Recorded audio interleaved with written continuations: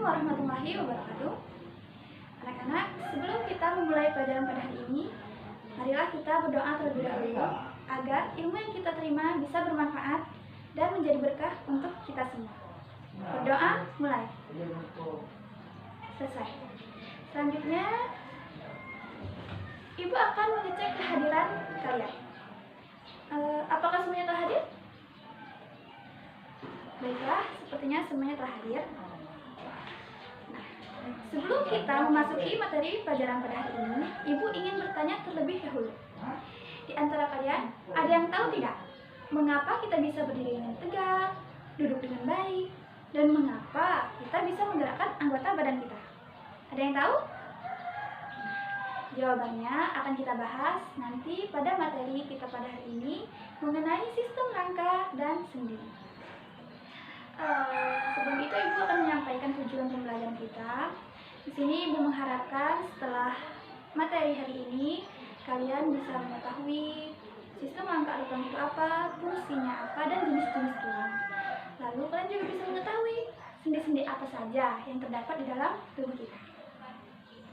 Langsung saja masuk ke pelajaran kalau begitu anak-anak. Pertama kita akan membahas tentang sistem rangka atau tulang.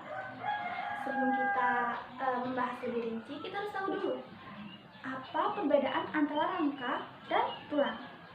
Nah, kalau rangka adalah keseluruhan tulang yang berhubungan yang terdapat di dalam tubuh kita. Sedangkan kalau tulang adalah bagian-bagian dari rangka itu sendiri. Jadi, keseluruhan tulang yang menyusun tubuh kita itu disebut rangka. Sedangkan tulang adalah bagian-bagian dari rangka itu sendiri.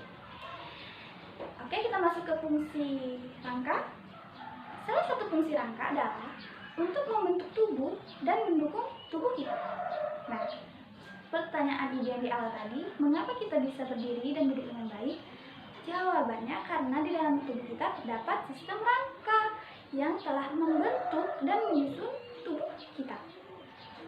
Adapun fungsi sistem rangka yang lain yaitu sebagai tempat melekatnya otot, sebagai tempat terbentuknya sel darah merah, sebagai untuk melindungi organ internal dalam tubuh kita seperti hati, jantung, ginjal. Nah, itu kan berada di dalam organ internal dalam kita dan itu dilindungi oleh sistem rangka. Dan terakhir, rangka berfungsi sebagai alat gerak pasif. Mengapa rangka atau tulang disebut sebagai alat gerak pasif?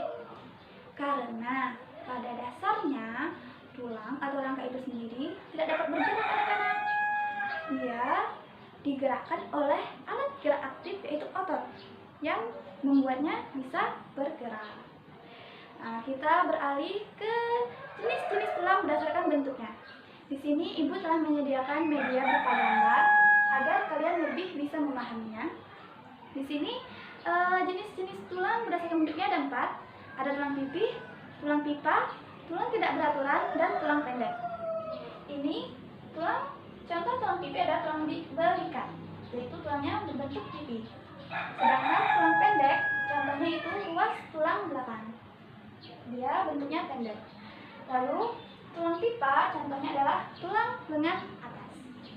Dan terakhir, tulang tak beraturan yang bentuknya tidak beraturan, contohnya adalah tulang rahang bawah kita. Nah, selanjutnya macam-macam tulang keseluruhan yang ada di dalam tubuh kita. Tubuh kita terdiri atas 206 tulang keseluruhan dan secara umum dibagi menjadi 3 bagian, yaitu tulang penyusun tengkorak kita dari sini ke sini. Yang kedua, tulang penyusun rangka badan kita dari sini ke sini, dan tulang penyusun alat gerak kita. Nah, ini dibagi-bagi lagi. Tulang penyusun tengkorak ada 2, tulang penyusun tengkorak wajah dan tulang penyusun tengkorak otak. Tulang penyusun tengkorak wajah contohnya seperti tulang hidung dan tulang pipi. Sedangkan contoh tulang tengkorak otak contohnya seperti tulang dahi dan tulang belakang kepala kita. Lalu tulang penyusun sistem rangka badan kita ada 5, yaitu tulang belakang, tulang dada, tulang rusuk, tulang bahu, dan tulang pinggul. Terakhir, tulang penyusun alat gerak kita. Ada dua bagian, ada tungkai atas dan tungkai bawah. Tungkai atas yaitu tungkai tangan kita. Jadi tulang-tulang yang terdapat di sini termasuk termasuk alat gerak atas kita, sedangkan yang kaki adalah alat gerak bawah. Nah, di sini ibu akan menjelaskan tentang struktur tulang. Ibu akan memberikan contoh pada tulang pipa. Tulang pipa berbentuk seperti pipa. Nah, pada ujungnya ini yang membesar itu disebut epipipis. Kan ada dua. Di antara epipipis ini terdapat diapisis. Nah, di antara epifisis dan diafisis itu, di sana terdapat cakra epipipis, yang di mana itu merupakan tulang rawan yang nantinya akan berkembang menjadi tulang keras. Sebagai pengetahuan umum kita ya anak-anak, pada awalnya, sewaktu kita masih di dalam kandungan, masih dalam proses pembentukan, atau masih bayi, tulang kita semuanya tersusun atas tulang. Nah, loh, kok sekarang bisa mengeras? Nah, jawabannya karena adanya proses kita dari bayi, balita, anak-anak, tulang kita perlahan mengeras. Nah, proses pengerasan itu dinamakan osifikasi. Baiklah, mengenai pembahasan sistem rangka kita, apakah ada yang ingin ditanyakan atau tidak mengerti? Boleh ditanyakan kepada ibu. Kalau tidak, ibu lanjut saja ke materi berikutnya, yaitu tentang hubungan antar tulang dan atau sendi. Di sini hubungan antar tulang atau sendi dibagi menjadi 3. Ada ampiartrosis, sinartrosis, dan diartrosis. Ibu akan membahas tentang ampiartrosis terlebih dahulu. Ampiartrosis adalah hubungan antar tulang yang tidak memungkinkan untuk terjadinya gerakan. Contohnya, tulang-tulang kepala kita. Tulang-tulang kepala kita kan tidak bisa bergerak, atau disebut juga sebagai sendi mati. Ampiartrosis ini disebut juga sebagai sendi mati. Lalu yang kedua, sendi sinartrosis. Berbeda dengan ampiartrosis yang tidak dapat bergerak sama sekali, kalau sendi sinartrosis ini dia bisa bergerak, hanya saja gerakannya terbatas, atau sendi sinartrosis ini juga disebut sebagai sendi kaku. Contohnya adalah tulang belakang kita. Terakhir, sendi diartrosis. Nah, sendi diartrosis inilah yang merupakan sendi gerak yang memungkinkan kita untuk melakukan gerakan secara bebas. Dan sendi diartrosis ini dibagi lagi menjadi 5, yaitu ada sendi peluru, sendi putar, sendi engsel, sendi pelana, dan terakhir sendi geser. Ibu akan menjelaskan tentang sendi peluru terlebih dahulu.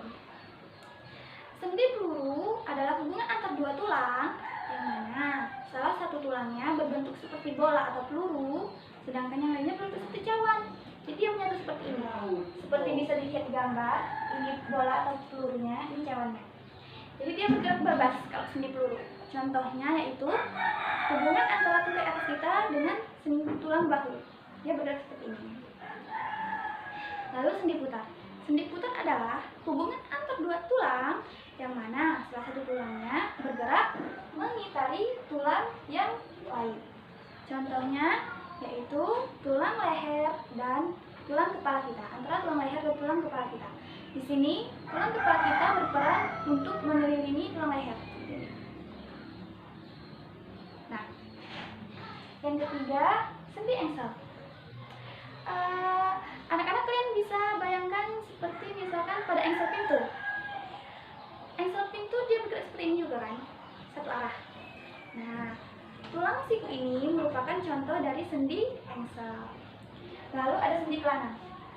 Sendi pelana ini bergeraknya dua arah, dan dia itu tulangnya seperti pelana atau seperti orang yang sedang menunggang kuda. Contohnya yaitu tulang telapak tangan dengan tulang ibu jari.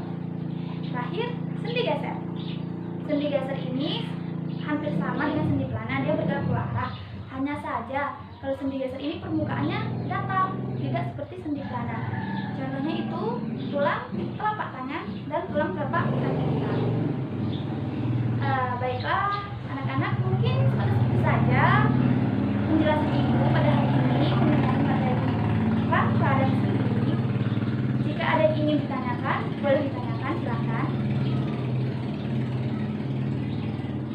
Baiklah, jika tidak ada, langsung Ibu simpulkan saja.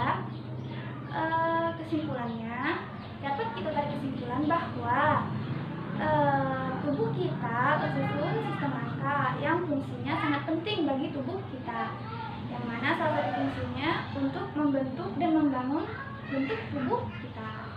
Dan di dalam tubuh kita juga terdapat jenis-jenis macam-macam tulang yang beragam, dan struktur tulang pun juga ada.